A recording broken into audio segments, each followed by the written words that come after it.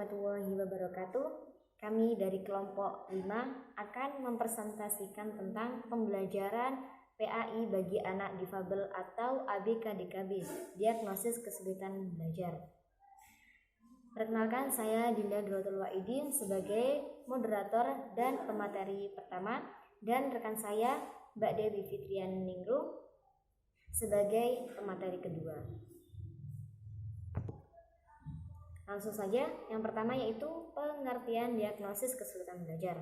Dalam proses pembelajaran, tugas guru tidak hanya sekedar menyampaikan atau mentransfer ilmu atau bahan pembelajaran kepada peserta didik. Akan tetapi, guru dituntut untuk bertanggung jawab atas perkembangan peserta didik. Kegiatan memahami kesulitan belajar peserta didik dikenal dengan istilah diagnosis kesulitan belajar. Kesulitan belajar sendiri yaitu merupakan proses penentukan masalah atau ketidakmampuan peserta didik dalam belajar dengan meneliti latar belakang penyebabnya atau dengan cara menganalisis gejala-gejala kesulitan atau hambatan belajar yang nampak. Yang kedua yaitu klasifikasi anak diagnosis kesulitan belajar. Menurut Mulyadi ada 5 klasifikasi anak yang diagnosis kesulitan belajar. Yang pertama yaitu learning disorder atau ketergangguan belajar.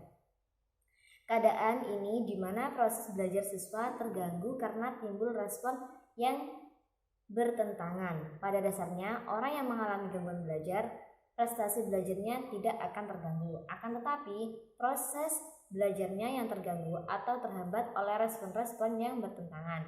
Dengan demikian, hasil belajar lebih rendah dari potensi yang dimiliki. Yang kedua yaitu learning disabilities atau ketidakmampuan belajar.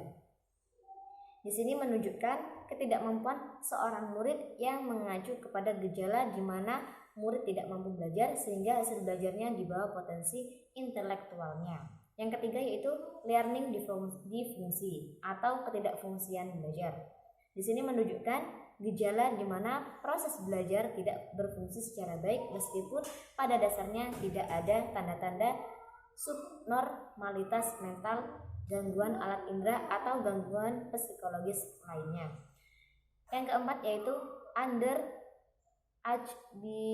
atau pencapaian belajar adalah mengacu pada murid-murid yang memiliki tingkat potensi intelektual di atas normal tetapi prestasi belajarnya tergolong rendah.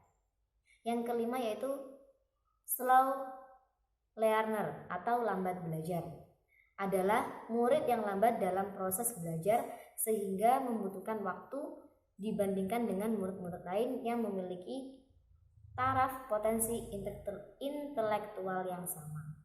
Selanjutnya yaitu karakteristik anak DKB, diagnosis kesulitan belajar. Yang pertama, anak DKB menunjukkan prestasi yang rendah atau di bawah rata-rata yang dicapai oleh kelompok kelas. Jadi di kelasnya prestasi dia itu rendah daripada teman yang lainnya.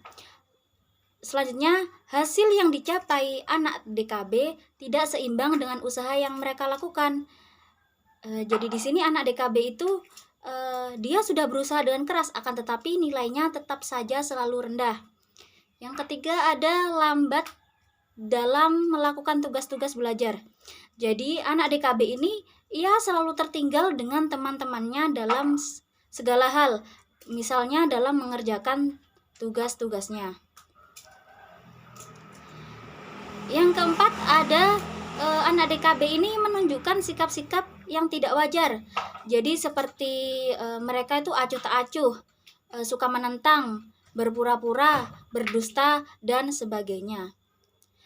Dan yang kelima, anak DKB ini menunjukkan perilaku yang berkelainan.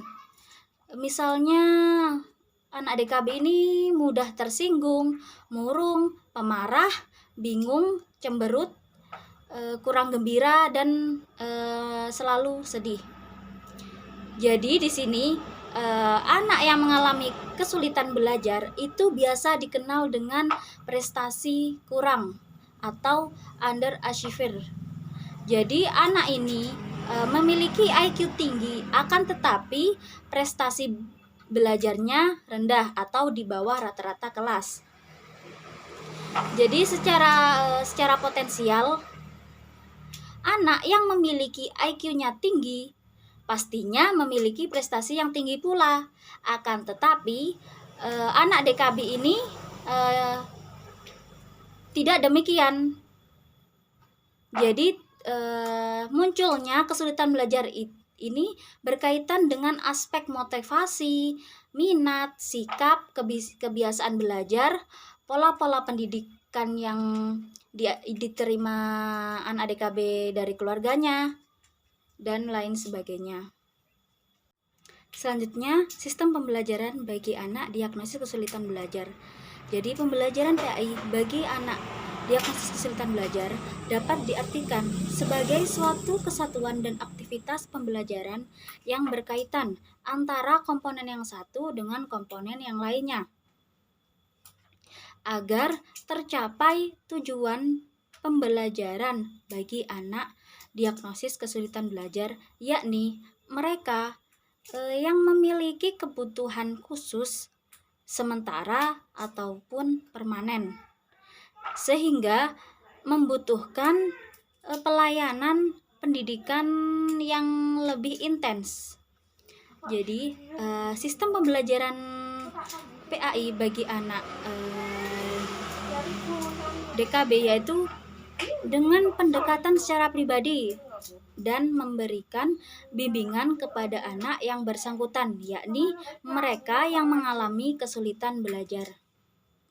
Baik, dapat disimpulkan yaitu diagnosis kesulitan belajar merupakan proses penentukan masalah atau ketidakmampuan peserta didik dalam belajar dengan meneliti latar belakang penyebabnya dan atau dengan cara menganalisis gejala-gejala kesulitan atau hambatan belajar yang nampak. Secara garis besar, kesulitan belajar dapat diklasifikasikan ke dalam dua kelompok, yaitu kesulitan belajar yang berhubungan dengan perkembangan dan yang kedua yaitu kesulitan belajar akademik. Siswa yang mengalami kesulitan belajar itu biasa dikenal dengan prestasi kurang. Anak ini memiliki IQ tinggi tetapi prestasi belajar rendah. Secara potensial, mereka yang IQ-nya yang tinggi memiliki prestasi yang tinggi pula, tetapi anak yang mengalami kesulitan belajar tidak demikian. Kesulitan belajar yang dialami oleh seorang siswa biasanya akan ditandai dengan menurunnya kinerja akademik atau belajarnya. Sedangkan penyebab utama masalah belajar adalah faktor eksternal, yaitu antara lain berupa strategi pembelajaran yang keliru, pengolahan pembelajaran yang tidak membangkitkan motivasi belajar anak, dan pemberian penguatan ulangan yang tidak tepat. Pembelajaran PAI bagi anak DBK atau diagnosis kesulitan belajar tentu tidaklah sama dengan anak-anak normal pada umumnya. Anak DBK lebih banyak memerlukan adanya dampingan dan petunjuk belajar. Sistem pembelajaran PAI bagi anak ABK yaitu dengan pendekatan secara pribadi dan memberi bimbingan kepada anak yang bersangkutan atau yang mengalami kesulitan belajar. Sekian presentasi dari kami. Wassalamualaikum warahmatullahi wabarakatuh.